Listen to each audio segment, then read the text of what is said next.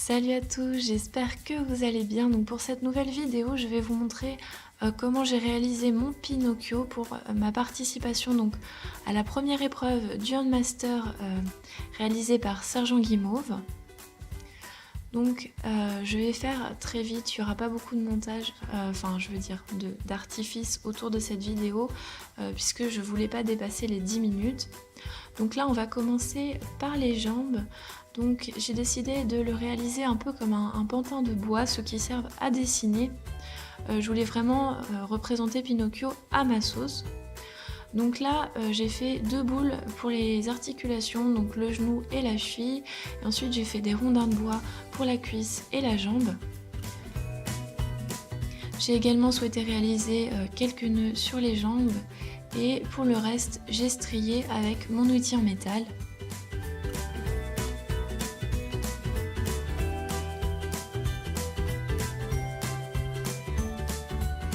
Donc ce qui fait que les morceaux sont reliés entre eux, en fait c'est un fil de métal qui les traverse. Vous le verrez un peu plus pour la réalisation du bras.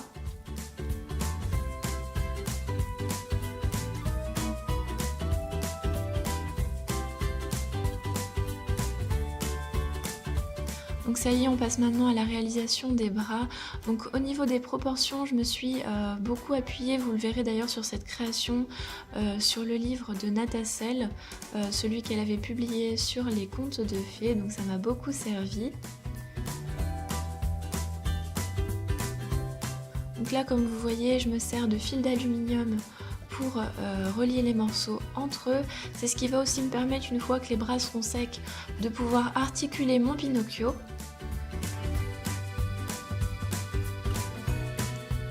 Et ça va offrir aussi beaucoup plus de solidité à la création.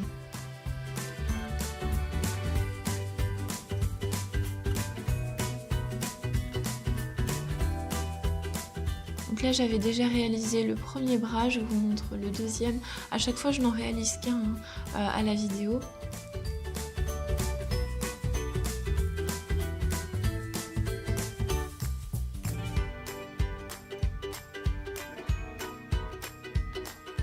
Donc là je continue à marquer les irrégularités du bois, à faire des nœuds. Je marque aussi même les articulations. Donc là il y a 3 boules pour les bras, au niveau du poignet, du coude et de l'épaule donc. Ensuite on passe maintenant au torse, donc je vais faire une grosse boule toujours en beige assez foncé que j'aplatis. Et je vais la former autour d'un papier d'alu. Donc mon papier d'alu, j'ai décidé de le faire légèrement incurvé pour que le Pinocchio soit légèrement recourbé en fait. Là je vais marquer les clavicules. J'ai également bien fait attention de souder le cou au reste du corps.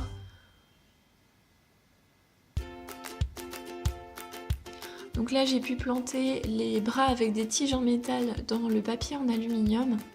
Et je vais faire comme pour le reste du corps, marquer le bois.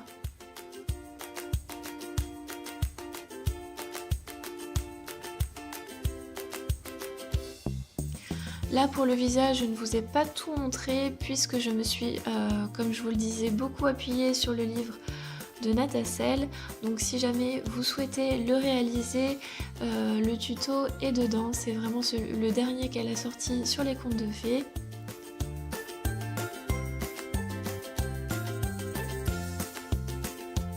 Ensuite, pour les accessoires, j'ai décidé de faire les vêtements de la même couleur que sur le dessin animé, donc ces chaussures étaient rouges.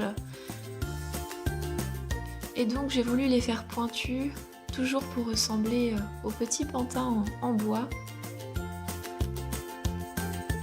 Vous ne le voyez pas sur la vidéo, mais je les ai également poncés avec un papier à gros grains pour faire une imitation bois. Et donc maintenant on passe au chapeau et à la plume. Donc excusez-moi pour le chapeau, la vidéo a carrément mangé la séquence.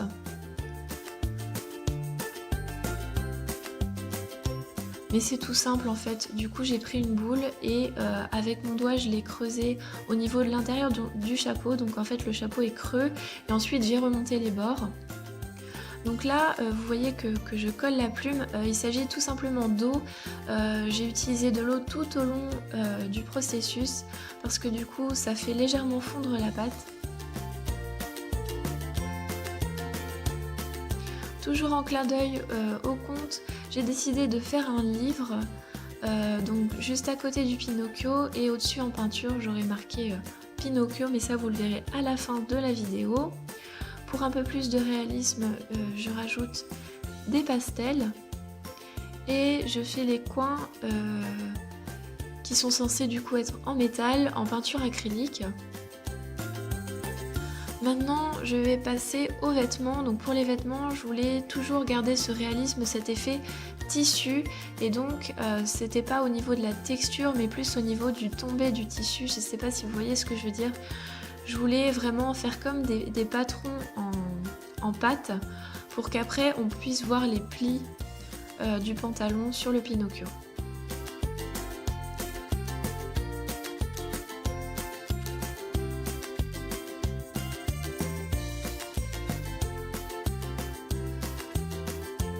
Donc là du coup je pense que vous l'aurez deviné, les deux matières que j'ai choisi de représenter sont le bois, donc avec la peau du Pinocchio, les bras, le torse et les jambes, mais également le tissu avec le t-shirt et le short.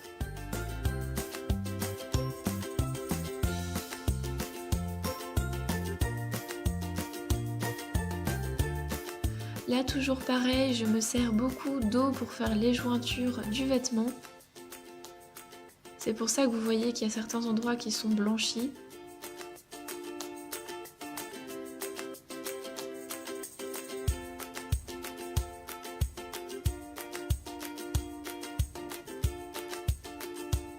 J'essuie les petites taches que j'ai pu faire sur les jambes.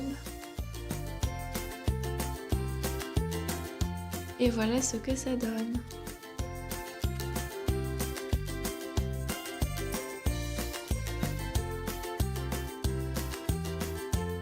Donc là, toujours pareil, j'ai fait la même étape pour le short, je prends les mensurations du Pinocchio et là j'ai vu qu'il faisait 5 cm de large, en gros 10 cm de tour de taille, et donc c'est les mêmes mensurations que je vais prendre pour le patron du t-shirt. C'est vraiment comme une réalisation, un petit patron en tissu.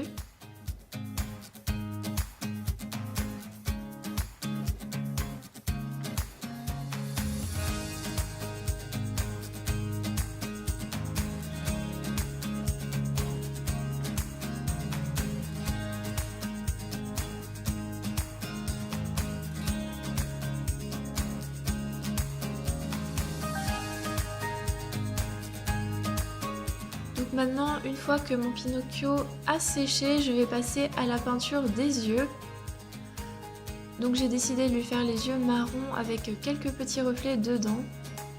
Et je vais également lui faire les sourcils à la peinture.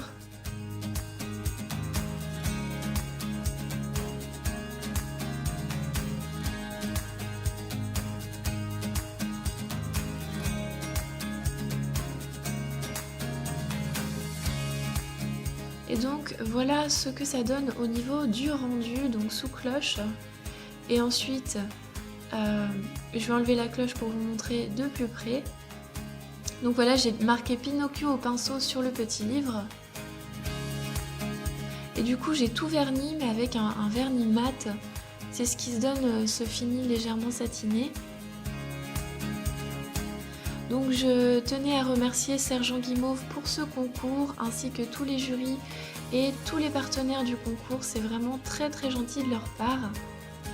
Je vais vous montrer juste à la suite quelques photos. Si vous voulez, vous pouvez mettre sur pause. Et donc c'est tout pour cette vidéo. Encore une fois, mille merci à tous ceux qui se sont tant donnés pour ce concours. Et je souhaite aussi bonne chance à tous les participants. Et sur ce, je vous retrouve à la prochaine pour une prochaine vidéo. Salut!